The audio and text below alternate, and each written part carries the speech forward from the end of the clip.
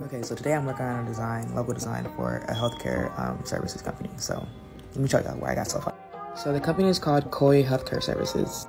So naturally I thought of koi fish and also the letter K. From those two I got this, which led to this. And for those who aren't familiar with color theory, most health companies or finance companies typically use different shades of blue because blue shows trust, comfort, and just overall relaxation. So it's very fitting in both of these industries where people want to feel secure. From there, I wanted to play with some options, something relating to the sea. So I chose maybe a plain circle, but it looked a little too simple for me.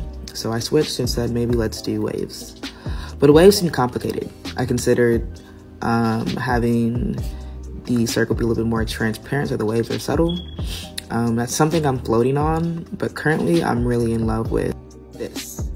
Has a nice sexy gradient, texture going on, still feels like the ocean, the sea, and it just looks really pretty with the simple font. So, I don't know, we'll see.